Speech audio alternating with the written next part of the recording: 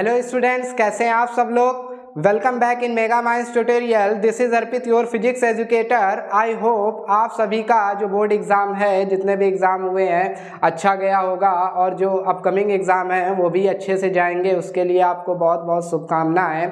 But उसके बाद जो अपकमिंग एग्ज़ाम है उसकी बात करें तो वो है नीट का एग्ज़ाम। और कई बच्चे जो अपेयरिंग में हैं वो नीट 2023 के लिए बोर्ड एग्ज़ाम के साथ साथ पैरेलल तैयारी में लगे होंगे। ठीक है, नीट का जो एग्ज़ाम है उसको 1 मंथ बचा हुआ है, या कह सकते हैं 1 मंथ 15 डेज है। बट जो एक्चुअल रिवीजन पीरियड है वो 1 मंथ का है।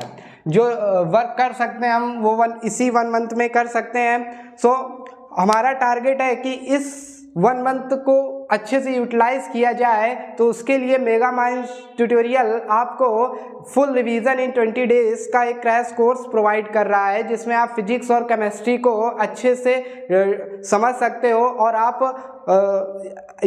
ऐसा कह सकते हैं कि आप चीज़ों को जैसे करना है कि एग्ज़ाम में कैसे कोई चीज़ आनी है, एक माइंडसेट आपको प्रोवाइड कराया जाएगा। ठीक है, कि एग्ज़ाम में जब हम बैठेंगे तो कौन सा टॉपिक एट लास्ट मोमेंट हमें कौन सा टॉपिक अच्छे से प्रिपेयर करके जाना हो, जिससे कि जिसकी फ्रीक्वेंसी जो है क्वेश्चन आने की वो ज़्यादा होती है। ओके, तो ऐसे ही नीट 2023 की बात करें तो सभी मेहनत कर रहे होंगे, प्रॉपरली लगे होंगे, कुछ अपेयरिंग होंगे और कुछ बहुत सालों से लगे हुए हैं। तो ये सब ना सोचकर हमें अपनी तैयारी अच्छे से करनी है, साइलेंटली वर्क करना है। ठीक है, तो आज जो हमारा टारगेट है फुल रिवीजन इन 20 डेज, उसका ये पार्ट 1 है, जिसमें हम आपसे थर्मोडायनेमिक्स डिस्कस करेंगे। थर्मोडायनेमिक्स की बात की जाएगी। थर्मोडायनेमिक्स रिलेटेड जितने भी क्वेश्चंस किस तरीके से बनते हैं उसकी बात करेंगे और कैसे क्वेश्चंस पूछे जाते हैं। हमारा टारगेट ये है कि ये जो 20 डेज का रिवीजन है इसमें आपको वो टॉपिक बताया जाए जिससे क्वेश्चन ज़्यादा आए और आप कम टाइम में आप एक कॉन्फिडेंस लेकर एग्जाम में जाएं। ठीक है, तो थर्मोडायनेमिक्स में आते हैं। Without any waste of time हम अपने टॉपिक पे आते हैं। टाइम आपके पास भी नहीं है, टाइम हमारे पास भी नहीं है। जितना जल्दी होगा उतना ज़्यादा डिस्कस करेंगे। डिस्कशन ज़्यादा होना चाहिए हमारे और आपके बीच में।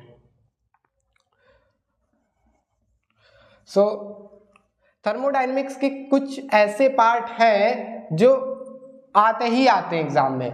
आपने कई बार प्रीवियस ईयर क्वेश्चन बुकलेट को लगाया होगा, आपने देखा होगा कि कुछ पार्ट ऐसे हैं जो आते ही आते हैं और कुछ स्टूडेंट्स ऐसे होते हैं जिनको थर्मोडायनेमिक्स समझ में भी नहीं आती है, क्योंकि नीट का एग्ज़ाम बायोलॉजी स्टूडेंट देते हैं तो थोड़ा उनका मैथ पोर्शन वीक होता है। बट एक्चुअल में ऐसा होता नहीं है, वो उस पर ध्यान नहीं देते, इस वजह से होता है। अगर वो ध्यान दे तो वो भी अच्छे से कर सकते हैं। ठीक है, तो थर्मोडायनेमिक्स एक पार्ट ऐसा है जो साइंस मैथ्स स्टूडेंट भी होते हैं तो उनको कम समझ में आता है। ठीक है, तो कुछ टॉपिक थर्मोडायनेमिक्स के मैं यहाँ पे लिखूंगा जिन पर आप फोकस करेंगे, डेफिनेटली उससे क्वेश्चन बनता है।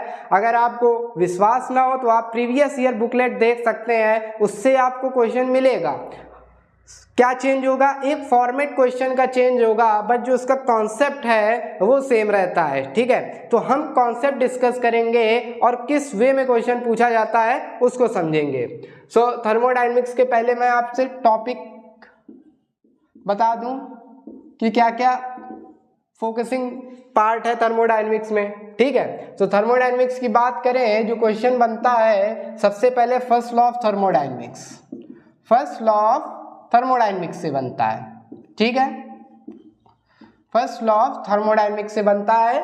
और फर्स्ट लॉ ऑफ थर्मोडायनेमिक्स से जो क्वेश्चन का लेवल है, इजी भी बनता है, मॉडरेट भी बनता है और डिफिकल्ट भी बनता है। ठीक है, तो उसको हम समझेंगे कि इजी कैसे बनता है, मॉडरेट कैसे बनता है और डिफिकल्ट कैसे बनता है। ठीक है, दूसरा पार्ट इसका है second law of thermodynamics. Second law of thermodynamics, इसको हम इतना डिटेल में स्टडी नहीं करते हैं सेकेंड लॉ ऑफ थर्मोडायनेमिक्स को, इस वजह से ये हमें थोड़ा डिफिकल्ट लगता है। बट अगर थर्मोडायनेमिक्स की बात की जाए तो ये सबसे इजी पोर्शन है। ठीक है, easy questions, easy to moderate question second law of thermodynamics से बनते हैं। ठीक है, तो first law of thermodynamics, second law of thermodynamics. अब फर्स्ट लॉ ऑफ थर्मोडायनेमिक्स एक छोटी सी इक्वेशन है, हम सब जानते हैं, ठीक है, और सेकंड लॉ ऑफ थर्मोडायनेमिक्स, तो दोनों को हम पैरेलल डिस्कस करेंगे। और आपको अगर अभी भी भरोसा ना हो रहा हो कि नहीं यार इससे क्वेश्चन कैसे बनता है, तो आप क्या कीजिए, क्वेश्चन बुकलेट आप खोल कर रखिए अपने सामने। मैं जो टॉपिक डिस्कस करूंगा आप उस बुकलेट में देखिए क्वेश्चन पूछा गया है कि नहीं पूछा गया है। ओके, मेरे पास कोई बुकलेट नहीं है, मेरे पास कॉन्सेप्ट है, मैं आपको वो कॉन्सेप्ट प्रोवाइड कर सकता हूं और आप उस कॉन्सेप्ट को एग्जाम में लेकर जाओगे, जो न्यू क्वेश्चन आपके सामने आएगा आप उसे अच्छे से अटेम्प्ट कर पाओगे। ओके, तो फर्स्ट लॉ ऑफ थर्मोडायनेमिक्स की बात करें तो इसमें प्रोसेसेस, साइकिल्स, ओके, ये दो पार्ट है, ठीक है, इसको अच्छे से समझना है। सेकंड लॉ ऑफ थर्मोडायनेमिक्स की बात करें तो Carnot cycle, only Carnot cycle, ठीक है। कैरनॉट साइकिल में ही हीट इंजन, ये नाम नहीं लिया जाता है, heat engine, heat pump and refrigerator,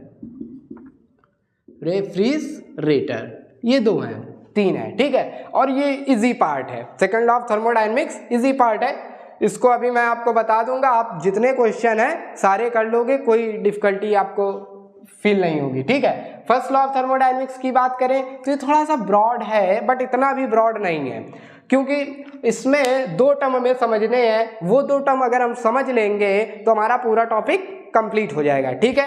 तो इतना हम समझ गए कि हमें डिस्कस क्या करना है, first law of thermodynamics and second law of thermodynamics. Thermodynamics का 60 to 70 पार्ट आप इसमें कवर कर लोगे, ठीक है। तो हम आते हैं फर्स्ट लॉ ऑफ थर्मोडायनेमिक्स में। प्रोसेस की बात आती है और साइकिल्स की बात आती है, ठीक है। हम आपको कोई टॉपिक नहीं बता रहे हैं, ठीक है, कि कंप्लीट टॉपिक डिस्कस करें, नहीं, हम आपको कॉन्सेप्ट बताएंगे। टॉपिक डिस्कस करने के लिए ना आपके पास टाइम है, मेरे पास तो है, बट अगर आप कंप्लीट टॉपिक देखना चाहते हैं तो इसका वीडियो एकेडमिक का पड़ा है, थर्मोडायनेमिक्स प्रोसेस के नाम से, आप उसमें देख सकते हो, ठीक है। बट हमारा टारगेट है नीट 2023, ओके। एक एडवाइस मैं आपको और देना चाहूँगा कि जो जेईई मेंस के पेपर हैं फिजिक्स केमिस्ट्री, वो भी अगर आप पैरेलल इसके लगाएं तो आपको ज़्यादा बेनिफिट मिलेगा, क्योंकि जो जेईई मेंस और नीट का फिजिक्स का पेपर होता है उसका जो डिफ़िकल्टी लेवल बोले हैं वो सेम होता है, क्वेश्चन जो आते हैं वो लगभग सेम आते हैं, ठीक है। तो फर्स्ट लॉ ऑफ थर्मोडायनेमिक्स की बात करें तो सबसे पहले प्रोसेस पे आते हैं, हम सब प्रोसेस जानते हैं। तो फर्स्ट लॉ ऑफ थर्मोडायनेमिक्स की इक्वेशन क्या होती है, पहले उसको देख लेते हैं। Q is equal to delta U plus W, ठीक है, डेल्टा यू प्लस डब्ल्यू। मैंने यहाँ डेल्टा क्यू नहीं लिखा है, delta U plus delta W लिखा है। क्यों नहीं लिखा है उसको समझेंगे, Q is delta U plus W। तो ये तीन टर्म हमें समझने हैं, Q is heat, W is work और delta U is change in internal energy. ये चेंज इन इंटरनल एनर्जी है, इस वजह से इसको डेल्टा लिखा गया, change in internal energy, okay. तो ये तीन टर्म समझने, first law of thermodynamics over हो जाएगा। तो देखते हैं, देखो जब भी आप क्वेश्चन करने जाओगे, फॉर एग्जांपल एक क्वेश्चन दिया, ठीक है, तो क्वेश्चन कैसे लिखा होता है, heat absorbed bye a system. ये सिस्टम क्या है, इस सिस्टम को अगर हम समझ जाएं, हीट एब्जॉर्ब्ड बाय सिस्टम, या फिर इसको लिख सकते हैं हीट रिलीज्ड बाय सिस्टम, ये भी तो लिखा जा सकता है, हीट रिलीज्ड बाय सिस्टम, और work done bye system, work done on system. तो ये सिस्टम क्या है, ठीक है, ये सिस्टम हम समझ लेंगे, QW समझ में आ जाएगा, QW में पता है ये हीट है, ये वर्क डन है, ठीक है। तो सिस्टम की बात करें, सिस्टम क्या होता है, सिस्टम वो फोकसिंग पार्ट होता है जिसपे हम कुछ भी एक्टिविटी कर रहे हो, ठीक है, लाइक हीट इंजन की बात की जाती है, उसको हीट देते हैं, उससे वर्क इनपुट मिलता है, ठीक है। तो अब प्रॉब्लम यह है कि इस इक्वेशन में कब पॉजिटिव लें कब नेगेटिव लें, ठीक है। तो पॉजिटिव नेगेटिव को क्लियर करने के लिए मैंने ये लिखा है, जब सिस्टम को आप हीट दोगे, जब सिस्टम को आप हीट दोगे तो उसको पॉजिटिव लोगे, ठीक है। और जब सिस्टम वर्क कर रहा होगा तो वो पॉजिटिव लिया जाएगा, ठीक है, वो पॉजिटिव लिया जाएगा। और जब सिस्टम हीट रिलीज करेगा तो उसको आप नेगेटिव लोगे। और जब सिस्टम वर्क सिस्टम पे हो रहा होगा, वर्क डन ऑन सिस्टम होगा, तो उसको आप नेगेटिव कंसीडर करोगे। अब आप सोच रहे होगे मैं ये छोटी सी बात आपको क्यों बता रहा हूँ, ये पूछी भी नहीं जाती, कोई क्वेश्चन नहीं है, पूछा नहीं जाता है, बट आप देख लो कई क्वेश्चंस आपको दिए होंगे ऐसे ही, heat absorb by a system, ठीक है, हीट यही है एब्जॉर्ब बाय अ सिस्टम, उसका अमाउंट दिया होगा, फिर लिखा होगा work done on the system and work done by the system, उसका अमाउंट लिखा होगा, फिर आपसे चेंज इन इंटरनल एनर्जी पूछेगा, ठीक है। तो आपको तो पता होगा कि हमको Q equal to delta U plus W लगाना है, हमें इक्वेशन पता है, ठीक है। डेल्टा यू निकालना है, Q माइनस डब्ल्यू हो जाएगा, तो Q पॉजिटिव रखना है या निगेटिव रखना है ये इससे पता चलेगा।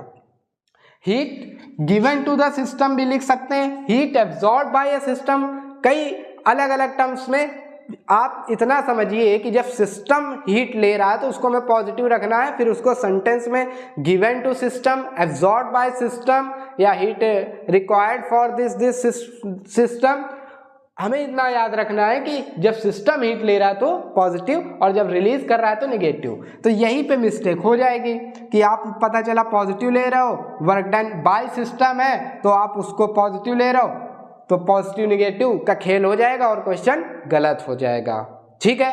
तो इस पे आपको कई क्वेश्चंस मिल जाएंगे और फर्स्ट लॉ ऑफ थर्मोडायनेमिक्स अब आप इजीली लगा दोगे, ठीक है। देख लेना आपको कई क्वेश्चन मिल रहे हैं इनडायरेक्टली, आप बुक ओपन करके देख सकते हो, बट अभी भी आप कंफ्यूज होगे कि कोई क्वेश्चन नहीं मिल रहा, मिलेगा देखना।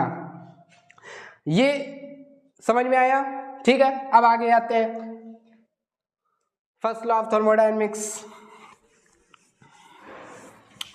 अब देखिए साइकिल्स में कैसे लेंगे, ये तो सिस्टम डायरेक्टली लिख दिया, system there are 3 types of system, close system, open system and isolated system, वो आप जानते हो इसलिए हम आपको बताएंगे नहीं, क्योंकि आप नीट की प्रिपरेशन कर रहे हो तो इतना बेसिक आप जानते हो, ठीक है। और यही आप जानते हो, इतना ही आप करके चले जाते हो, फिर आपकी जो एक्सपेक्टेशन होती है कि नहीं जो हमने पढ़ा उसी से आए, आता उसी से है, बट आप खुद को लिमिट लगा देते हो खुद पे कि नहीं थ्योरी नीट का है तो थ्योरेटिकल आएगा, ओके।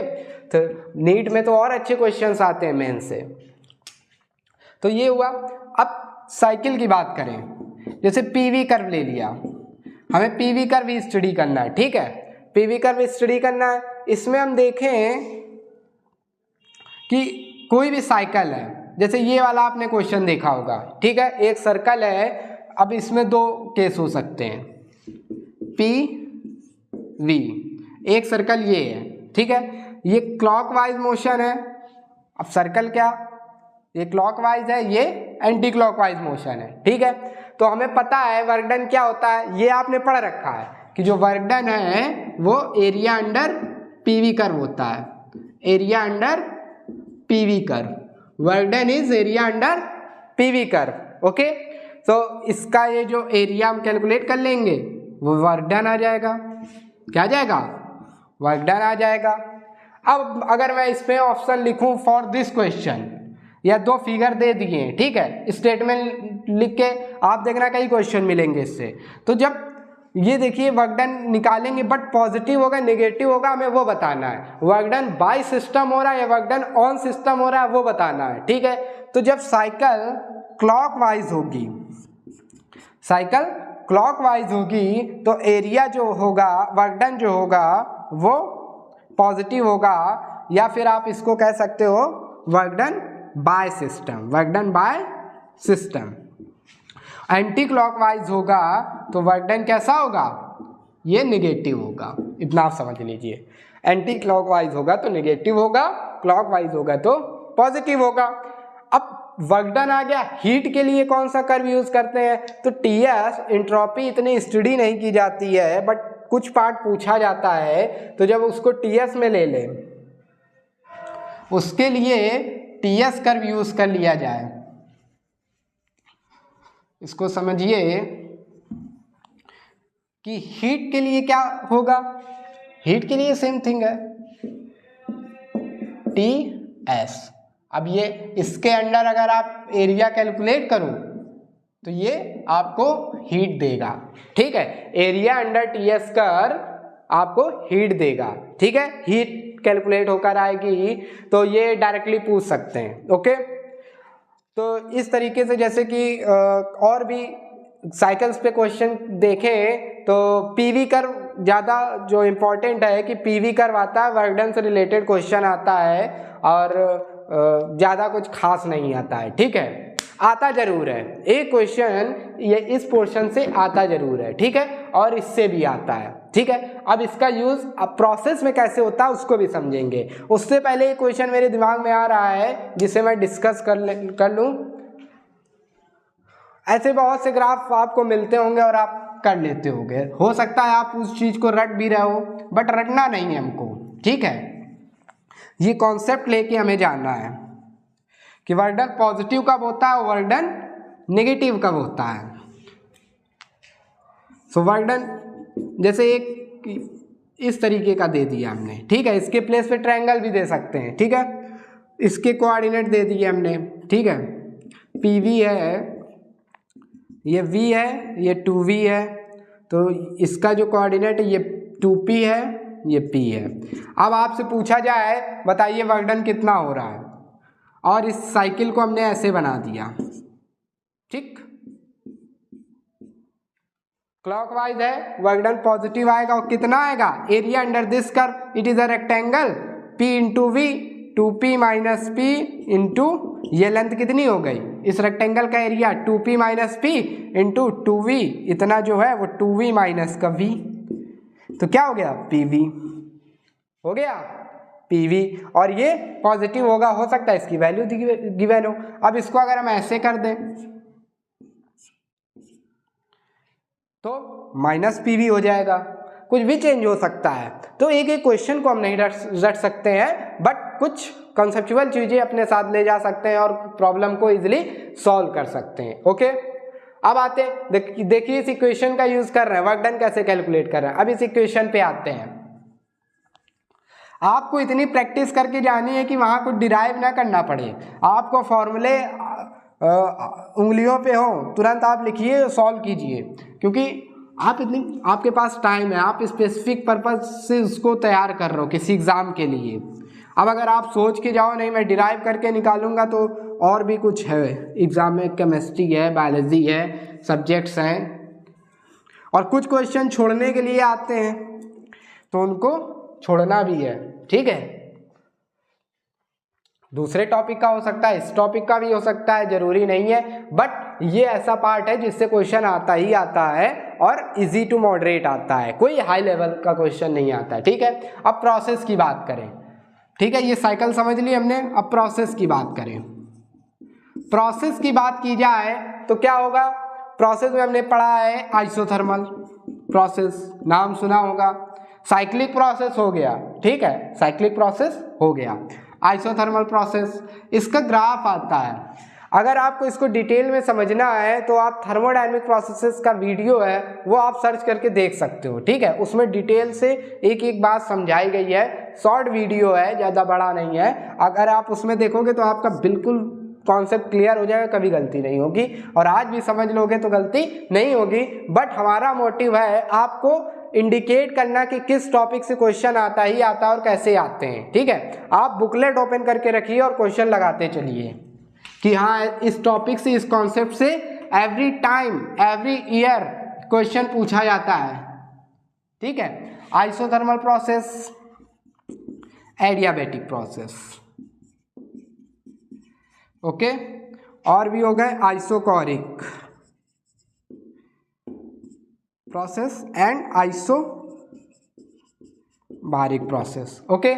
आइसोथर्मल प्रोसेस जानते हैं, इतना आप पढ़ के बैठे हो, टेम्परेचर कांस्टेंट होता है। Adiabatic process PV gamma constant, लिख दे कंडीशन क्या होती है, टेम्परेचर कांस्टेंट, टेम्परेचर तो कांस्टेंट होता ही है, पीवी कांस्टेंट लिखते हैं, ठीक है, टेम्परेचर कांस्टेंट लिख दिया। एडियाबैटिक प्रोसेस हीट चेंज नहीं होता है, ठीक है, हीट का एक्सचेंज नहीं होता है कि हीट ली गई दी गई वो जीरो होता है। Isobaric process volume constant, isobaric process pressure constant. Okay, clear है। अब देखिए क्वेश्चन कैसे पूछता है। देखिए कई थ्योरेटिकल क्वेश्चन लिखे होंगे कि फॉर एन आइसोथर्मल प्रोसेस, ठीक है, जैसे कि साइक्लिक प्रोसेस के थ्रू समझते हैं, क्वेश्चन समझते हैं। फॉर एन आइसोथर्मल प्रोसेस या एडियाबैटिक प्रोसेस, कुछ भी ले लो। क्वेश्चन देखिए, for an adiabatic process, for an adiabatic process, okay, change in internal energy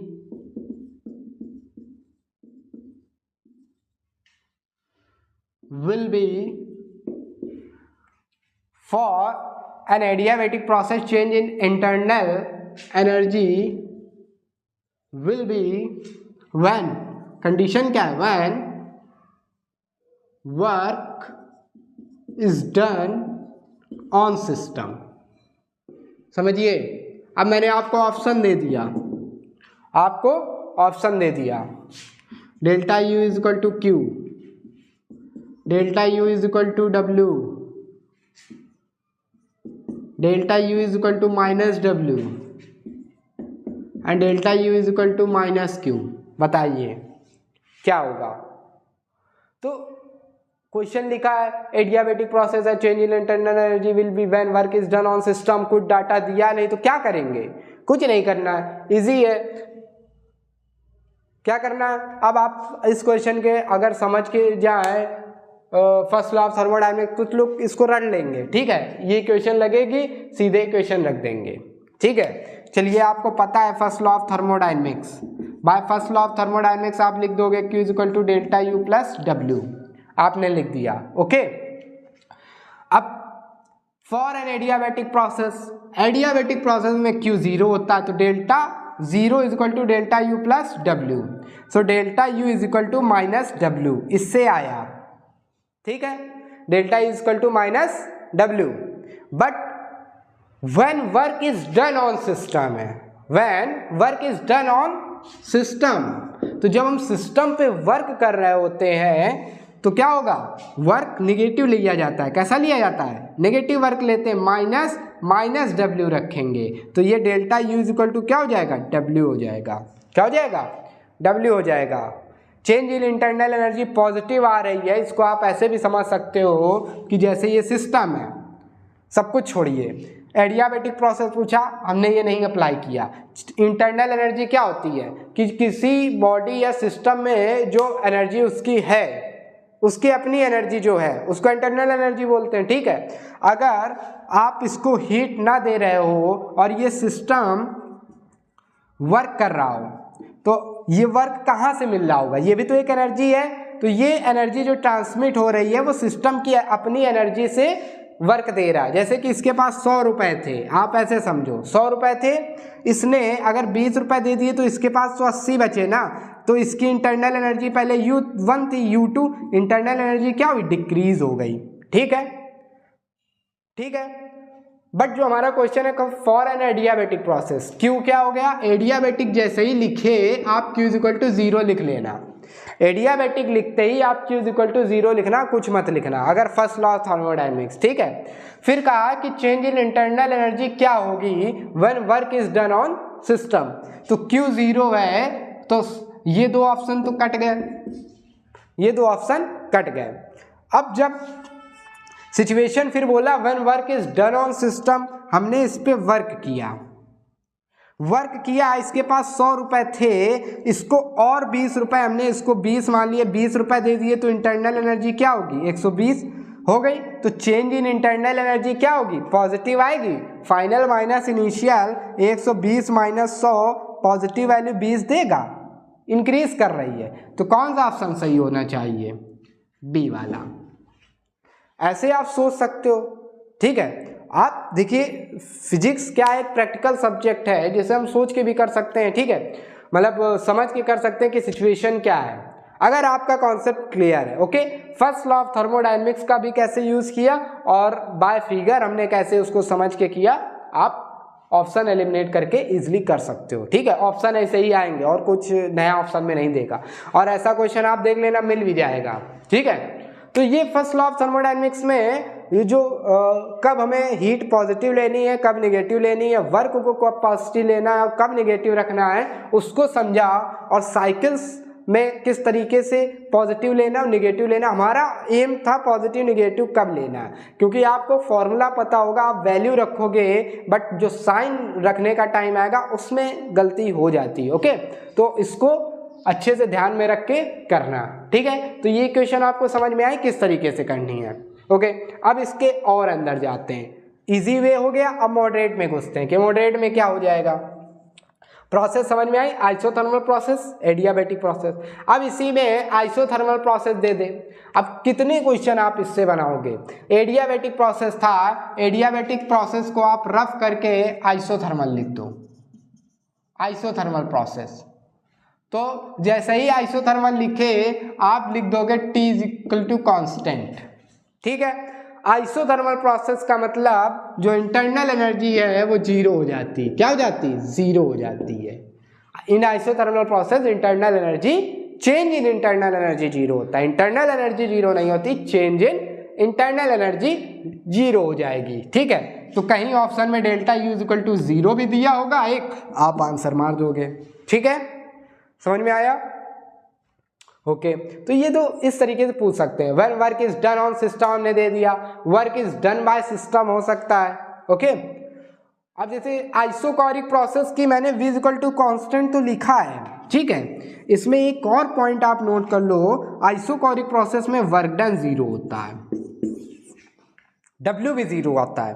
तो यहाँ पे आइसोथर्मल था, यहाँ पे आइसोकोरिक प्रोसेस लिख दे, लो नया क्वेश्चन जनरेट हो गया, क्वेश्चन जनरेट हो गया, ठीक है।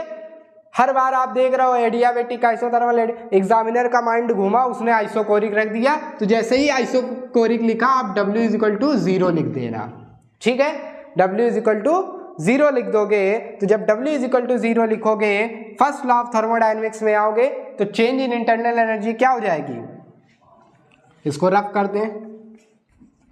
चेंज इन इंटरनल एनर्जी क्या हो जाएगी, सोचिए, लगाइए पेन और पेपर यूज कीजिए। चेंज इन इंटरनल एनर्जी क्या होगा फॉर एन आइसोकोरिक प्रोसेस। तो फर्स्ट लॉ ऑफ थर्मोडायनेमिक्स आप अप्लाई करोगे। अभी इसमें बोला है when work is done on system, तो यहाँ पे वर्क नहीं यूज करेंगे, व्हेन हीट आ जाएगा, when heat released by system, work तो जीरो हो गया पता है, तो Q is equal to delta U plus W, ये जीरो हो जाएगा, और रिलीज्ड है तो Q कैसा लेंगे, नेगेटिव। ऐसा एक ऑप्शन आ जाएगा कि delta U is equal to minus Q। ये डाटा में भी दे सकते हैं कि इतने अमाउंट रिलीज हो रहे तो इंटरनल एनर्जी बताइए, या एक्सप्रेशन में दे सकते हैं, तो कैसे भी इसको दिया जा सकता है। डाटा में भी दे सकते हैं कि Q जो है 20 किलो जूल एनर्जी रिलीज हो रही है, ठीक है, तब इंटरनल एनर्जी बताइए। तो वो सिंबल बताना है, -2 + 20 सिंबल आपको बताएगा कि वो चीज़ बढ़ रही है या घट रही है, ठीक है। तो कितने तरीके क्वेश्चन बन गए, और आप बुक उठाकर देखोगे, प्रीवियस ईयर क्वेश्चन देखोगे, तो आपको ऐसे कई क्वेश्चंस मिल जाएंगे। ओके, तो ये फर्स्ट लॉ ऑफ थर्मोडायनेमिक्स का एक पार्ट था, पॉजिटिव नेगेटिव और इंटरनल एनर्जी निकालना। अगला पार्ट इसका हम देखते हैं, अगला पार्ट इसका समझते हैं। इसलिए अगर आपको कोई चीज़ डिटेल में स्टडी करनी हो तो आप कमेंट बॉक्स में हमें बता सकते हैं, हम आपको वो भी समझा सकते हैं। अगर आपके अंदर क्यूरियोसिटी है समझने के लिए, समझने की, तो हम उस पर वर्क करने के लिए तैयार हैं। बट ये आप समझ लीजिए, ये ऐसा पार्ट है जिससे क्वेश्चन इसी से बनता है। हम तो यही कहेंगे इसी से क्वेश्चंस बनते हैं, एवरी टाइम आते हैं। आप भी इतनी प्रैक्टिस कर चुके हो कि एक एक क्वेश्चन आप रट के बैठे होगे। कुछ लोगों ने समझ के रखा होगा, कुछ लोगों ने अपने अकॉर्डिंग सबने तैयारी कर रखी होगी।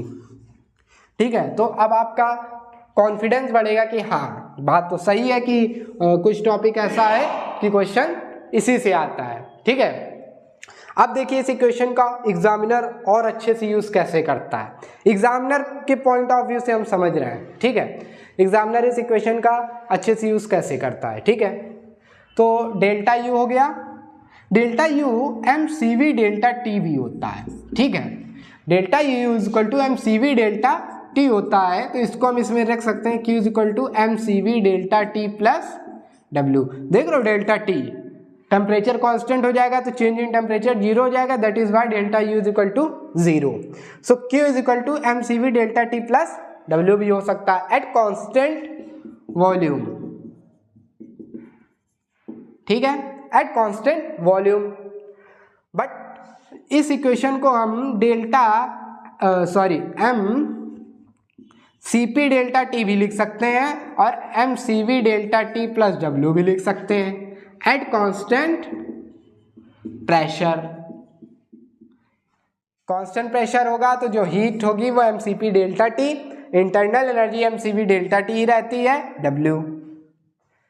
ओके, तो अब आपको समझ में आ रहा है कि किस तरीके से इस इक्वेशन को छप के आ सकती है। कोई भी एक्सप्रेशन रख सकते हैं, कोई भी वैल्यू दे सकते हैं आपको और पूछ सकते हैं। ठीक है, आइसोथर्मल के केस में ये जीरो हो जाएगा, ये कुछ और होगा, जरूरी नहीं ये पार्ट जीरो हो, ये सिर्फ एट कांस्टेंट प्रेशर है। ठीक है, तो प्रोसेस को हम लोग समझ रहे हैं। अब प्रोसेस का चार्ट देख लें तो ये फर्स्ट लॉ ऑफ थर्मोडायनेमिक्स समझ में आया। एक साइक्लिक प्रोसेस का क्वेश्चन देख लें, मेरे मतलब थोड़ा जहन में आ रहा है कि किस तरीके से क्वेश्चन बनते हैं। कुछ क्वेश्चन ऐसे बनते हैं वर्क डन को लेके। ठीक है, चार्ट ग्राफ की बात करें तो पीवी इंपॉर्टेंट ग्राफ है, टीएस में नहीं जाना, मैं पीवी पढ़ना है। तो पीवी में कैसा भी कर्व हो वो क्या होता है कि उसके एरिया अंडर कर्व निकालोगे तो आपको वर्क डन मिलेगा, कैसा भी कर्व हो। ठीक है, तो कई प्रोसेस आपको मिल जाएंगे, एक ये 3 प्रोसेस दे दिए। ठीक है, ये सेम पॉइंट पे हैं इस तरीके से। ये इसका स्टार्टिंग है, ये प्रोसेस ए बी सी। ठीक है, अब पूछेगा, ऑप्शन डालेगा कि बताइए वर्क डन किस में ज़्यादा हो रहा है। Option A W is greater than WB is greater than WC। Option B WA is greater than WC is greater than WB। Option C WA is less than WB but greater than WC। Option D WB is greater than WC is greater than W, ये तो वही लिख दिया, WC is greater than WE।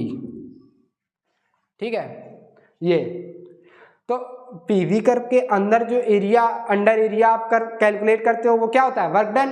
तो जिसका ज़्यादा area होगा वो ज़्यादा वर्क डन करेगा। तो आप ऐसे देख रहे हो इसने ज़्यादा एरिया रीजन कवर कर रखा है तो WA ज़्यादा होगा, फिर WB ने एरिया ज़्यादा कवर रखा है, WB ज़्यादा होगा, फिर WC आएगा। तो ऑप्शन क्या हो जाएगा। अब ये साइकिल आप देखते हो कई ऐसे क्वेश्चन दिए होंगे, पीवी एक प्रोसेस ऐसे हुआ, एक प्रोसेस ऐसे हुआ, एक ऐसे हो गया, ये ए, ये बी, ये सी, मतलब ये इस पॉइंट से इस पॉइंट बाय 3 पाथ आया है। डिफरेंट पाथ इसने यूज़ किए हैं, एक पाथ ए यूज़ किया है, एक पाथ बी यूज़ किया और बाय पाथ सी, या डिफरेंट प्रोसेस यूज़ किए हैं यहाँ से आने के लिए। तो सबसे ज़्यादा वर्क डन उसने किस में करना पड़ेगा, बाय जिसका एरिया आप ऐसे कैलकुलेट करोगे, रीजन जो ज़्यादा कवर कर रहा होगा। तो आप देख रहे हो ए वाला रीजन ज़्यादा कवर कर रहा है तो WA, फिर B, WB greater than WC। Every time एक ग्राफ ऐसा छप के आता है, ऐसा रिलेशन आपको मिलता है। ठीक है, आप देखोगे आपको 5-10 क्वेश्चन ऐसे मिल जाएंगे, सीधे सीधे आपको क्वेश्चंस ऐसे मिल जाएंगे। ठीक है, तो आते ही आते हैं। और ये क्वेश्चन जो गलत करके आता है तो फिर वो क्या सही करके आएगा, मतलब ये एक इजी पार्ट है, ये क्वेश्चन गलत हो जाएगा तो क्या उम्मीद की जाए कि कोई दूसरा क्वेश्चन सही करेगा। ठीक है, ये क्वेश्चन ऐसे होते हैं जो आपका टाइम बचाएंगे। आप वो टाइम किसी ऐसे क्वेश्चन में, न्यूमेरिकल टाइप जो क्वेश्चन है उसमें दे सकते हो। ठीक है, तो ये हो गया, ये साइकिल हो गई। तो ये फर्स्ट लॉ ऑफ थर्मोडायनेमिक्स का वो पार्ट है। अभी एक क्वेश्चन मैं और फर्स्ट लॉ ऑफ थर्मोडायनेमिक्स का आपके सामने रखूंगा, बहुत आते हैं। For a cyclic process, cyclic process पे काफ़ी क्वेश्चंस बनते हैं। इसको डिटेल में थर्मोडायनेमिक प्रोसेस का एक लेक्चर है, उसमें समझाया गया है। ज़्यादा बड़ा लेक्चर नहीं है, 1 आवर का है, आप उसमें कंप्लीट ये समझ सकते हो डिटेल में। फर्स्ट लॉ ऑफ थर्मोडायनेमिक्स का एक लेक्चर है उसमें। तो साइक्लिक प्रोसेस की बात करें, for cyclic process, cyclic process में क्या होगा, देखिए साइक्लिक प्रोसेस का मतलब जैसे पीवी कर्व के अंदर चल रहे हैं हम, आप इस पॉइंट पे थे, इससे यहाँ पे आए पॉइंट 2 पे, स्टेट 1 से स्टेट 2 पे आए, फिर स्टेट 2 से स्टेट 1 पे गए, ठीक है। जब आपका फाइनल और इनिशियल पॉइंट सेम हो तो उसको साइक्लिक प्रोसेस बोलते हैं, ठीक है। तो इसमें हुआ क्या, साइक्लिक प्रोसेस में बोला गया क्वेश्चन आपको थ्योरी में लिख के देगा या फिर ऐसे दे देगा, ठीक है। तो फर्स्ट लॉ ऑफ थर्मोडायनेमिक्स की क्वेश्चन लिखे हैं, वो लिखी हुई है ऊपर। साइक्लिक प्रोसेस में फाइनल, ये जो फाइनल पॉइंट है एंड इनिशियल पॉइंट क्या होते हैं, सेम होते हैं। क्या होते हैं, सेम होते हैं। तो final and initial point same है, तो कोई भी अगर आप चेंज कैलकुलेट करोगे तो वो क्या होगा, change of any is zero. क्या होगा, जीरो। तो इस इक्वेशन में अगर हम change in internal energy for cyclic process, ये क्या बता रहा है, साइक्लिक इंटीग्रल मतलब जितनी भी इंटरनल एनर्जीज थी इस प्रोसेस में, साइक्लिक प्रोसेस के लिए क्या हो जाएगा, जीरो हो जाएगा। क्या हो जाएगा, जीरो हो जाएगा। जब इसको हम इसमें रखेंगे तो Q = W आएगा और ये सिंबल यूज होकर निकलेगा, ठीक है। ये जो सर्कल है ये बता रहा है प्रोसेस साइक्लिक है, और इंटीग्रल बता रहा है जितना भी हीट का लेना देना हो रहा है सिस्टम में, work done by system on system, जितना कुछ हो रहा है वो ये इंटीग्रल बता रहा है। इसको ऐसे समझते हैं कि इसमें हमने हीट दी Q1, इससे हीट निकली Q2, इस प्रोसेस में वर्क डन हुआ W1 और इसमें वर्क डन करना पड़ा W2, ठीक है। तो साइक्लिक प्रोसेस है, डेल्टा U 0, हम ये इक्वेशन यूज करेंगे। तो Q जितनी भी हीट है, ठीक है, विथ सिंबल ऐड करना है सबको। तो Q1 हम देख रहे हैं दे रहा है सिस्टम को, क्या कर रहे हैं, इन कर रहे हैं। तो इन कर रहे हैं तो पॉजिटिव लेंगे Q1 प्लस सारी हीट। Q2 क्या है, रिलीज बाय सिस्टम, ये हमारा सिस्टम है, रिलीज बाय सिस्टम है, तो इसको क्या लेंगे, नेगेटिव माइनस Q2। जितने भी हीट इंट्रैक्शन थे वो सारे क्या हो गए, सम कर लिए, ठीक है। वर्क डन पे है, work done bye system, work done जो आउट हो रहा है, ठीक है, बाय सिस्टम W1 उसको पॉजिटिव लेना है, और जो इन वर्क हमें करना पड़ रहा है सिस्टम पे, वर्क डन ऑन सिस्टम है, उसको क्या लेंगे हम, नेगेटिव लेंगे। सबका सम हो गया, ठीक है। तो इस रिलेशन क्या निकल कर आया, Q1 minus Q2 is equal to W1 minus W2। इस तरीके से आपको ये इस तरीके से ग्राफ दे देगा, या डायरेक्टली आपको ऐसे दे देगा। यहाँ पे हीट इंट्रैक्शन हो रहे हैं, कई हीट इंट्रैक्शन, 2 से ज़्यादा भी हीट इंट्रैक्शन और वर्क इंट्रैक्शन हो सकता है, ओके। तो आप साइक्लिक प्रोसेस के लिए ये इक्वेशन लगाओगे, जितनी भी हीट है विद साइन उसको एक साइड ऐड कर लोगे, इज इक्वल टू जितने वर्क डन हो रहा है उसको कर लोगे। अब आपको क्वेश्चन इस तरीके से देगा, एक तो आपको एक्सप्रेशन के फॉर्म में दे सकता है, दूसरा तरीका क्या है कि आपको वैल्यूज दे देगा कि Q1 इतना है, Q2 इतना है, तो आप बताइए W1 कितना होगा, W2 आपको गिवन है, ठीक है। एक्सप्रेशन या दे देगा, आप बुक में देखिएगा, आपको 10-12 क्वेश्चन इस तरीके से मिल जाएंगे और आप अच्छे से प्रैक्टिस कर लोगे तो रटना नहीं पड़ेगा, ठीक है। उस क्वेश्चन को आपको रटना नहीं पड़ेगा, ठीक है।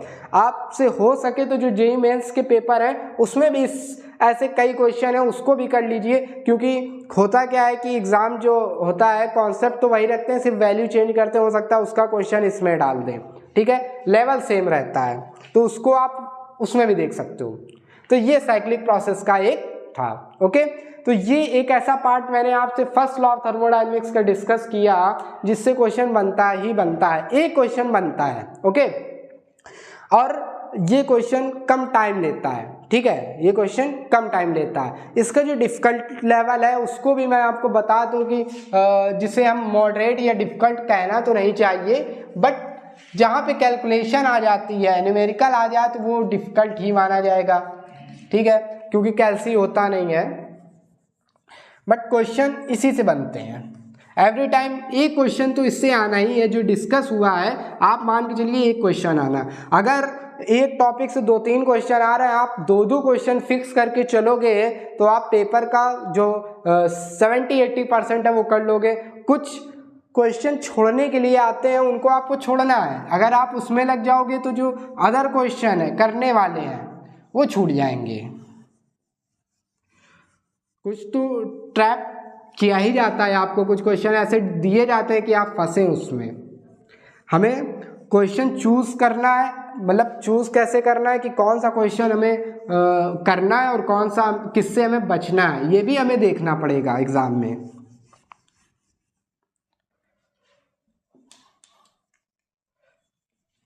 तो डिफ़िकल्ट पार्ट इसका डिस्कस करते हैं। हालांकि डिफ़िकल्ट नहीं है बट फिर भी डिफ़िकल्ट पार्ट में क्या होगा कि आइसोथर्मल प्रोसेस की बात करें। आइसोथर्मल प्रोसेस में जो वर्क डन होता है वो RT ln V2 V1/V2, ठीक है। RT ln V1/V2 या V2/V1 कुछ भी हो सकता है, डिपेंड करेगा कंप्रेस हो रहा है या एक्सपेंशन हो रहा है, ठीक है। और एडियाबैटिक के लिए ये होता है P1V1 minus P2V2 for Q is equal to 0। देखो हम एक्सप्रेशन लिख रहे हैं, Q इज इक्वल टू 0 मतलब adiabatic process, P1V1 minus P2V2 upon gamma minus 1।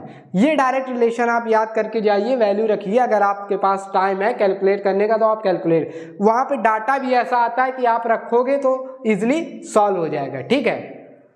एक इसका मैं चार्ट डिस्कस करता हूँ जिससे क्वेश्चन मैचिंग आती है, जिससे मैचिंग पूछी जाती है, घूम फिर के पूछते रहते हैं। ये देखिए, इस पे तो इतने क्वेश्चन बन जाएंगे कि आप जिंदगी भर क्वेश्चन बनाते रहोगे। ये पॉइंट है जहाँ से ये एक्सपेंशन हो रहा है और इसके बियॉन्ड कंप्रेशन, एक्सपेंशन कंप्रेशन, ये वाला प्रोसेस ये है, ठीक है। इट इज ए, ये कंप्रेस हो रहा है, इसका एक्सपेंशन पार्ट ये ए कर्व है, मैं यहाँ ए लिख दे रहा हूँ ताकि कंफ्यूजन ना हो, ठीक है। ये एक्सपेंस कंप्रेशन, ठीक है। इसकी बात की जाए तो इसमें देखा जाए PV, ये स्ट्रेट लाइन है, प्रेशर कांस्टेंट, प्रोसेस कैसा है आइसोकोरिक, इसी में देख ली आइसोबारिक, प्रोसेस कैसा है आइसोबारिक प्रोसेस। ये बी वाला PV कांस्टेंट के लिए है और ये आइसोथर्मल है। ये कैसा प्रोसेस है आइसोथर्मल। ये जो A है ये PV गामा कांस्टेंट है, गामा की वैल्यू 1.4 होगी और ये एडियाबैटिक प्रोसेस है, इट इज एडियाबैटिक प्रोसेस। और ये वाला जो है वॉल्यूम कांस्टेंट है, volume constant isochoric, okay isochoric. तो आप देख सकते हो इस केस में क्वेश्चन कैसे पूछेगा, स्लोप किसका ज़्यादा होता है, एडियाबैटिक का या आइसोथर्मल का। हम तो देख रहे हैं कि जो एडियाबैटिक कर्व है वो ज़्यादा स्टीपर है इन कंपेरिजन टू आइसोथर्मल। तो स्लोप किसका ज़्यादा होगा, slope of A is greater then slope of B। एक क्वेश्चन ये बन सकता है, ठीक है। दूसरा क्वेश्चन क्या बन सकता है कि वर्क डन किस केस में ज़्यादा होगा, ड्यूरिंग एक्सपेंशन, जब एक्सपेंशन कर रहे होंगे तो आइसोथर्मल प्रोसेस के लिए देखो जो शेडेड रीजन है वो ज़्यादा आ रहा है, ठीक है। वर्क डन फॉर एक्सपेंशन, आप ऐसे देखिए एक्सपेंशन या कंप्रेशन लीजिए वो हो जाएगा फॉर आइसोथर्मल, आप ऐसे देख लो for isothermal process, isothermal expansion जो W है वो ग्रेटर देन होगा isothermal and adiabatic WB is greater than WA। एक क्वेश्चन ये बन सकता है, ठीक है, पूछा भी जाता है WB, इसी से पूछ देते हैं, ठीक है। ये चार्ट छपा होगा, मैचिंग में छाप देंगे, ए पोर्शन में लिखेंगे प्रोसेस कौन सा है और इक्वेशंस क्या है। तो इससे कई तरीके से क्वेश्चन बनती हैं और आप देखेंगे बुक में तो आपको हर एवरी ईयर इससे क्वेश्चन मिल रहा होगा, ठीक है। ये चार्ट आपको थर्मोडायनेमिक प्रोसेस का एक लेक्चर है, उसमें अगर आप डिटेल में इसको देखना चाहते हो तो उस वीडियो को आप देख सकते हो, ठीक है। बाकी मेरा काम है आपको बताना कि कौन सा पोर्शन है जो आता है। आप खुद ऑब्जर्व करोगे इस चीज को, रियलाइज करोगे कि हाँ नहीं ये पोर्शन ऐसा है जो एवरी टाइम मतलब एक क्वेश्चन पूछते हैं और ऐसे ही पूछते हैं क्वेश्चन, ठीक है। तो ये हो गया फर्स्ट लॉ ऑफ थर्मोडायनेमिक्स से रिलेटेड जो इजी टू मॉडरेट क्वेश्चन पूछते हैं उसकी बात कर ली। अब आते हैं थोड़ा सेकेंड लॉ ऑफ थर्मोडायनेमिक्स हम डिस्कस करते हैं, उसको देखते हैं। आइडियल गैस इक्वेशन से भी प्रॉब्लम केमिस्ट्री में आती है, बट आइडियल गैस इक्वेशन का मैंने एक लेक्चर बनाया है जिसमें केमिस्ट्री फिजिक्स दोनों पोर्शन मैंने कवर कर रखे हैं। वो एकेडमिक पर्पस से लिखा गया है उसको, बट वो वीडियो कम्पिटिटिव पर्पस से ही है। उसमें आपको कंप्लीट आइडियल गैस की जितनी भी नंबर ऑफ इक्वेशंस होती हैं एक एक चीज़ आपको डिस्कस की होगी, और वो वीडियो 45 मिनट्स का है। 45 मिनट्स में आप 1-2 क्वेश्चन तैयार कर सकते हो, गारंटीड उससे क्वेश्चन आते ही आते हैं, या तो केमिस्ट्री में मिलेगा या फिजिक्स में मिलेगा। लेकिन बात यही है कि आपको टाइम निकाल कर उसको देखना पड़ेगा, ठीक है। अगर आप कोई वीडियो देखते हो तो थोड़ा सा मतलब उसमें कमेंट कर दीजिए ये कि हाँ क्या होता है कि सारी चीज़ें समझ में नहीं आती हैं, इससे लगता है कि हाँ कोई देख रहा है, ठीक है, कोई चीज़ों को समझने की कोशिश कर रहा है, तो हम उसे और अच्छे से चीज़ें समझा सकें। तो अब बात करते हैं फर्स्ट लॉ ऑफ थर्मोडायनेमिक्स में, सेकेंड लॉ ऑफ थर्मोडायनेमिक्स में आ गए, ठीक है। तो सेकेंड लॉ ऑफ थर्मोडायनेमिक्स में सिंक, रिजर्वायर, सोर्स ये सब स्टडी करते हैं, ठीक है। केल्विन प्लांक स्टेटमेंट पढ़ते हैं, क्लॉसेस स्टेटमेंट पढ़ते हैं, ठीक है। Heat engine, heat pump, COP calculate करते हैं। इसको आप ऐसे इसको हम सिर्फ एक फिगर बनाएंगे उससे समझेंगे कैर्नोट इंजन से। सेकेंड लॉ ऑफ थर्मोडायनेमिक्स को लॉ ऑफ एंट्रोपी भी बोलते हैं। 1-2 लाइन्स याद रखना, इसको बोला जाता है law of internal energy. Law of internal energy जो फर्स्ट लॉ ऑफ थर्मोडायनेमिक्स है इसको लॉ ऑफ इंटरनल एनर्जी बोला जाता है, और जो सेकेंड लॉ ऑफ थर्मोडायनेमिक्स है इसे लॉ ऑफ एंट्रोपी बोलते हैं, ओके। क्योंकि जो इंटरनल एनर्जी निकल कर आई, जनरेट हुई, वो बाय दिस लॉ, और जो एंट्रोपी का कॉन्सेप्ट आया वो सेकेंड लॉ से आया, तो इसको लॉ ऑफ एंट्रोपी भी बोला जाता है, ओके। तो इंजन की बात करते हैं, हीट इंजन की। Heat engine is a device which convert input into some output, ठीक है। हीट इंजन का काम होता है, जैसे कि आप पावर प्लांट की बात ले लीजिए, ठीक है। क्या करोगे, हीट दोगे, बॉयलर है उसको हीट देते हैं हम, ठीक है। बॉयलर को हीट देते हैं, उस हीट से पानी स्टीम बनती, स्टीम से टरबाइन चलती है, और टरबाइन से उस रोटेट वर्क मिलता है हमको लाइट के टर्म में, फिर उसको आप जैसे यूज़ कर लो उस एनर्जी को, ठीक है। तो हीट इंजन का मेन जो एम है, हीट इंजन का जो वर्क है वो क्या है, ये सोर्स है, बता रहे हैं हीट इंजन। सोर्स का टेम्परेचर हमने T1 ले लिया, ये सिंक है T2। हीट इंजन का बेसिकली फंक्शन क्या होता है, ये इस हीट लेता है सोर्स से Q1, इसका सम पार्ट वर्क में कन्वर्ट होता है और कुछ पार्ट इसका लॉस में जाता है, ठीक है। जो लॉस वाला पार्ट है वो सिंक में जाता है, और जो हीट आ रही थी एक्चुअल वो सोर्स से आ रही थी, और जो इसका आउटपुट पार्ट है वो W। तो Q1 is a input part, Q1 is a input part and W is a output part.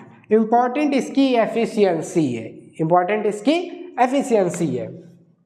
अब इसकी एफिशिएंसी अगर हम कैलकुलेट करेंगे ईटा, तो ये क्या होगी, हमें पता है एफिशिएंसी क्या होता है, आउटपुट अपॉन इनपुट। क्या होता है, output upon input, so output W upon Q1 रख देंगे। बट एनर्जी आप देख रहे हो Q1 आ रही थी जो कि Q2 और W में जा रही थी, तो Q1 is equal to W plus Q2, ऐसे भी रख सकते हैं, ठीक है। W प्लस Q2, तो यहाँ पे हम W के प्लेस पे क्या रख सकते हैं, Q1 माइनस Q2। जब यहाँ पे रखेंगे Q1 minus Q2 by Q1, आप कैसे भी यूज़ करो, ठीक है। 1 माइनस Q2 बाई Q1 आएगा, ये सेपरेट करके लिख दिया, Q1 by Q1 1 minus Q2 by Q1, ठीक है। अब प्रोसेस रिवर्सिबल बोल दिया जाता है क्वेश्चन में, फॉर रिवर्सिबल प्रोसेस। जहां ये लिखा मिले फॉर रिवर्सिबल प्रोसेस तो आप क्या समझ जाओगे, Q1 upon Q2 is equal to T1 upon T2। आपको ये रखना है। रिवर्सिबल प्रोसेस बताने का मतलब है आपको जो एफिशिएंसी है वो टेम्परेचर के टर्म में गिवन है। Q1 upon Q2 is equal to T1 upon T2। जब इसमें आप रखोगे इसको आप Q2 upon Q1 is equal to T2 upon T1 भी लिख सकते हो। पलट दिया हमने, तो इसमें रखोगे तो ईटा क्या मिलेगी, 1 माइनस T2 अपॉन T1, मतलब T1 minus T2 upon T1। ये मैक्सिमम एफिशिएंसी होती है। इसी को कैरनॉट एफिशिएंसी बोलते हैं। क्या बोलते हैं, Carnot efficiency. Okay, Carnot cycle आप जानते होंगे, दो रिवर्सिबल एडियाबैटिक प्रोसेस होते हैं जिसे आइसेंट्रोपिक बोला जाता है, और दो आइसोथर्मल प्रोसेस होते हैं। ठीक है, वो इतना आपने रट रखा होगा, मैं पता है। सो फॉर रिवर्सिबल प्रोसेस ये कंडीशन होती है, आप जब रिवर्सिबल की बात आए तो ये रिलेशन याद रखोगे, 1 minus T2 by T1। Okay, ये हीट इंजन हो गया। हीट पंप क्या होता है, हीट पंप का काम होता है हायर जो टेम्परेचर है, जैसे कैबिन है उसमें टेम्परेचर को हाई रखना है। ठीक है, तो हीट पंप का फंक्शन होगा कि उसको इतनी हीट प्रोवाइड करता रहे कि उसका टेम्परेचर जो हम रखना चाहते हैं वो मेंटेन रहे। और फ्रिज का काम क्या होता है, रेफ्रिजरेटर का फंक्शन क्या होता है, उसका फंक्शन ये होता है कि जो लो टेम्परेचर हम मेंटेन रखना चाहते हैं उतनी हीट उससे रिमूव करता रहे ताकि वो टेम्परेचर मेंटेन रहे। ठीक है, इसी का रिवर्सिबल होता है। जैसे सोर्स सिंक, ठीक है, ये हमें T2 टेम्परेचर मेंटेन रखना है। ये अगर रेफ्रिजरेटर लें, ठीक है, तो रेफ्रिजरेटर के केस में हम वर्क देते हैं। फ्रिज को इलेक्ट्रिक एनर्जी दी जाती है, प्लग लगाते हैं, ठीक है, जो लाइट आ रही लाइट देते हैं ना, इलेक्ट्रिकल एनर्जी वो वर्क देते हैं, और ये इसके टेम्परेचर इतना मेंटेन रहे, T2 मेंटेन रहे, तो इतनी हीट इससे निकालता रहता है, कॉन्टिन्यूसली हीट इतनी निकालेगा, और ये सोर्स में जा रही होती Q1। तो इस केस की जब एफिशिएंसी लिखोगे नीटा रेफ्रिजरेटर, इसी को COP बोला जाता है, COP रेफ्रिजरेटर। इसमें COP इसलिए यूज़ करते हैं कोफिशिएंट ऑफ परफॉर्मेंस, क्योंकि इसकी वैल्यू 1 से ग्रेटर भी आ सकती है, और एफिशिएंसी की वैल्यू 1 से ज़्यादा नहीं होती, तो एक नया टर्म COP लिख दिया। ठीक है, हमें पता है ये क्या होगा, आउटपुट अपॉन इनपुट, ये भी होगा। ओके, इसमें देखिए इनपुट क्या है, इनपुट क्या है, ये it is input. Output refrigerator का मेन फंक्शन क्या है, इस हीट को निकालना। ये जितना अच्छे से जितनी ज़्यादा निकालेगा उतना ही बोलेंगे ये इफेक्टिव है, तो इसका आउटपुट ये हो जाएगा। तो क्या हो जाएगा, ये Q2 बाय W। ठीक है, अब W क्या है, यहाँ से देख लो, W प्लस Q2 मिलके Q1 बन रहा है, ये इधर से आ रहा है, ये इधर से जा रहा है, दोनों मिलके Q1। तो W क्या लिख देंगे हम, Q1 माइनस Q2। W को क्या लिख देंगे, रफ कर दें फिर स्पेस लें, Q1 माइनस Q2। बहुत इजी टॉपिक है, देखिए ये आता ही आता है, इतना मान लीजिए क्वेश्चन आएगा। Q2 bye W, COP refrigerator की बात कर रहे हैं। ठीक है, Q2 bye W, Q2 upon Q1 minus Q2। अब टेम्परेचर की बात आई, टेम्परेचर के टर्म में लिखना है, तो जहाँ Q2 है तो T2 upon T1 minus T2। अगर रिवर्सिबल है तो ये रिलेशन हो जाएगा, डायरेक्टली लिख लोगे आप, T2 upon T1 minus T2। Okay, heat pump, अब heat pump, heat engine, refrigerator, उसका भी काम वही है। हीट पंप में क्या करना है, टेम्परेचर मेंटेन रखना है, तो उसको हीट दे रहा है। इस केस में आउटपुट ये हो जाएगा, इनपुट यही W रहने वाला है। ठीक है, T1, इसमें आउटपुट ये हो गया, और रेफ्रिजरेटर में आउटपुट ये था, बाकी चीजें वही रहेंगी। तो COP हीट पंप क्या निकलेगी, आउटपुट क्या है Q1, इनपुट क्या है W, और W Q1 माइनस Q2 है।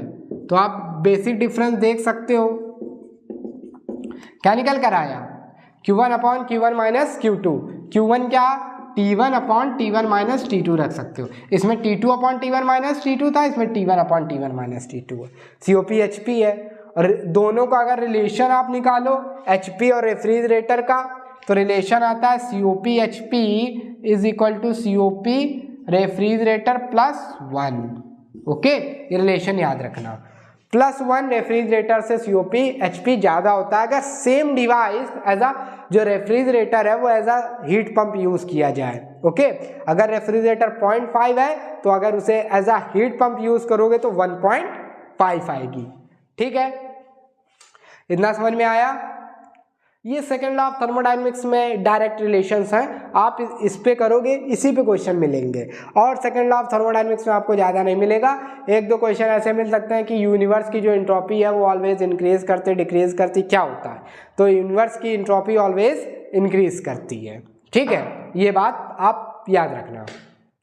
ये जो थ्योरेटिकल क्वेश्चंस हैं आप वो तो कर ही रहो, बट मोस्ट फ्रिक्वेंट पोर्शन हम आपको बता रहे हैं जिससे एवरी टाइम क्वेश्चन आता है। ठीक है, अब आप देखोगे तो इस तरीके से साइकिल पे कई क्वेश्चन, आप सिर्फ ये आउटपुट अपॉन इनपुट को दिमाग में रखिए, आउटपुट बाय इनपुट। ठीक है, अब एक क्वेश्चन मैं थोड़ा आगे का डिस्कस करता हूँ, मेंस में कई बार पूछा गया, नीट में भी पूछा जाता है, इसी से रिलेटेड है, हीट इंजन से। हीट पंप और रेफ्रिजरेटर तो दूर की बात हुई, लेकिन जो क्वेश्चन बनने के ज़्यादा चांसेस हैं वो हीट इंजन के हैं। तो देखते हैं हम,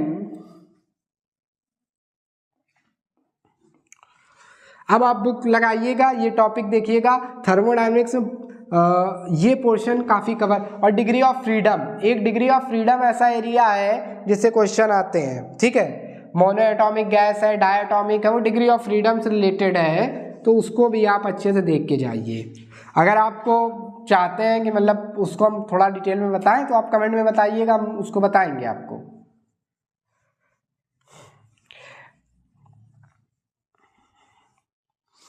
देखिए एक क्वेश्चन देखिए कि क्या होता है कि हीट इंजन को दो हीट इंजन पैरेलल लगा दिए गए। ठीक है, ये T2 है, ये बीच का इंटरमीडिएट टेम्परेचर T है और ये T1 है। ये हीट इंजन 1 है, इंजन 1, इंजन 2 है। तो यहाँ से उल्टा लिख दिया, T1 T2। ठीक है, Q1 हीट आ रही थी इससे, यहाँ पे Q2, तो यही हीट इसको दे दी, जो हीट एज अ सिंक इसके लिए था, वेस्ट जा रहा था, ये एक वर्क करेगा W1, इसको हीट दे दी इसने, ये वर्क कर रहा है W2 और Q3 वेस्ट जा रही। इसमें दो केस बनते हैं। पहला केस की बात करें जब when η1 is equal to η2 efficiency, और दूसरा केस है W1 is equal to W2। तो इस केस में ये टेम्परेचर का रिलेशन पूछता है।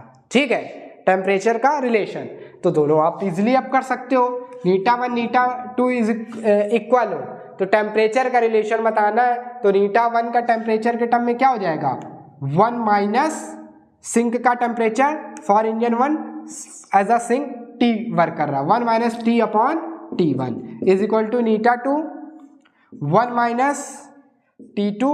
अब ये एज अ सिंक वर्क कर रहा है इस इंजन के लिए, T2 अपॉन सोर्स क्या हो जाएगा, ये हो जाएगा T, 1 1 cancel, minus minus cancel, क्या बचा, T upon T1 is equal to T2 upon T, T square is equal to T1 T2, तो T क्या आया, square root of T1 T2। जब एफिशिएंसी सेम होगी तो जो इंटरमीडिएट टेम्परेचर है वो square root of T1 T2 होगा, ज्योमेट्रिक मीन होगा। ठीक है, तो अब आपको देखो, एक तो ये एक्सप्रेशन डायरेक्टली दे सकते हैं या फिर आपको दे देंगे कि ये 400 केल्विन है, ठीक है,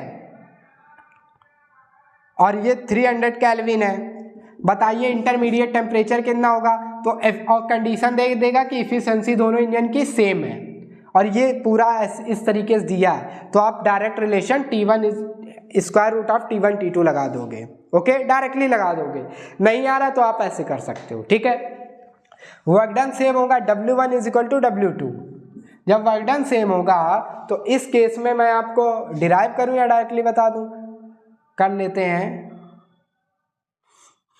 Q1 W1 is equal to Q1 minus Q2 and W2 is equal to W2 is equal to Q2 minus Q3। आप ऐसे देखो, ये जा रहा है, ये जा रहा है, ठीक है, ऐसे हम लिखेंगे, आप कंफ्यूज हो जाओगे, कहोगे डायरेक्ट लिख दिया, ऐसे लिख लो। देखिए Q1 आया, दो पार्ट में डिवाइड हुआ, तो Q1 is equal to W plus Q2, इसी से हमने लिखा W is equal to Q1 minus Q2। फिर ये आ रहा, दो पार्ट में डिवाइड हुआ, Q2 is equal to W plus Q3, तो W क्या हो गया, Q2 माइनस Q3। W1 और W2 दोनों सेम है, W1 is equal to W2 है, तो क्या हो जाएगा Q1 minus Q2 is equal to Q2 minus Q3। तो जब आप देखोगे ये उस साइड जाएगा 2Q2 बनेगा, और ये Q1 माइनस Q3 है, Q1 प्लस Q3 हो जाएगा, तो Q2 क्या हो जाएगा, Q1 प्लस Q3 बाय 2। ये जो Q है इसके प्लेस पे आप टेम्परेचर को रख दो, ठीक है। Q2 का टेम्परेचर क्या है, T, तो ये T is equal to T1 plus T2 by 2 आ जाएगा। तो जब वर्क डन इक्वल होंगे तो अर्थमेटिक मीन आएगा। थ्योरेटिकल फॉर्म में भी लिख सकता है कि when the work done is equal then the intermediate temperature will be arithmetic mean of temperature of this source and sink, ठीक है। एफिशिएंसी है तो ज्योमेट्रिक मीन आ रहा है, ठीक है।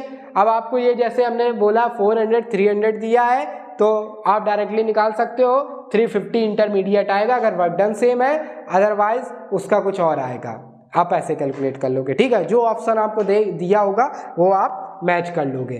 तो ये सेकंड लॉ ऑफ थर्मोडायनेमिक्स में था। ये एक मॉडरेट क्वेश्चन है, इसमें कोई डिफिकल्ट क्वेश्चन मैं आपको नहीं कहूँगा, बट जो पोर्शन मैंने आपसे डिस्कस किया है, आप प्रीवियस ईयर बुकलेट उठाकर देखिए, आपको 110% एवरी ईयर क्वेश्चन मिलेंगे, ठीक है। और आप अब समझ रहे होगे कि हमें किस पोर्शन पे काम करना है, ठीक है। सबसे ज़्यादा रिवीजन हमें किस पर करना है, ठीक है। इस पे आप प्रैक्टिस करके जाइए, हो सके ये आपका टाइम बचाएंगे, ओके। तो ये था first law of thermodynamics and second law of thermodynamics. In next lecture मैं आपके लिए फिर से एक ऐसा ही टॉपिक लेकर आऊँगा, क्योंकि हमारा टारगेट है फुल रिवीजन इन 20 डेज, ओके। 20 डेज में हमें कंप्लीट आपको रिवाइज कराना है, और रिवीजन का पर्पज़ ये है कि मतलब कंप्लीट टॉपिक तो नहीं ले रहे हैं, बट जो इम्पोर्टेंट टॉपिक है जिससे क्वेश्चन बनता ही बनता है। अब मैं आपको बता दूं, आपके 2 क्वेश्चन तैयार हो गए। अगर आपने इतना कर लिया है तो 2 क्वेश्चन नीट के तैयार हो गए, ठीक है। अगर आप ऐसे ही 2-2 क्वेश्चन करके तैयार करते चलोगे तो 70-80% आप प्रिपेयर कर लोगे, फिर कोई दिक्कत ही नहीं, आप करके आओगे विथ 100% एक्यूरेसी, ओके। तो हमारा टारगेट यही है कि ऐसे ही टॉपिक में चैप्टर में टॉपिक निकाल कर किससे सबसे ज़्यादा क्वेश्चन पूछे जाते हैं, और एग्जामिनर एवरी टाइम वो टॉपिक मतलब मिस नहीं करते हैं, उससे उनको क्वेश्चन देना ही देना है, और कैसे देता है वो भी डिस्कस किया जाएगा। तो इसके लिए आप मतलब एफर्ट आप भी कीजिए, हम भी कर रहे हैं, ओके। सो आज के लिए ये थर्मोडायनेमिक्स का जो उसका मोस्ट जिस्ट पार्ट था उसको हमने डिस्कस कर लिया। अगर आपको इसको डिटेल में देखना है, फर्स्ट लॉ ऑफ थर्मोडायनेमिक्स देख सकते हो, ठीक है। नेक्स्ट लेक्चर में ऐसे ही एक टॉपिक लेकर आएंगे, वो जल्द ही आपको मिलेगा, ठीक है। आपको वेट नहीं करना पड़ेगा, एक टॉपिक लेकर आएंगे और आप मतलब कम टाइम में उसको जल्दी जल्दी प्रिपेयर करोगे, ओके।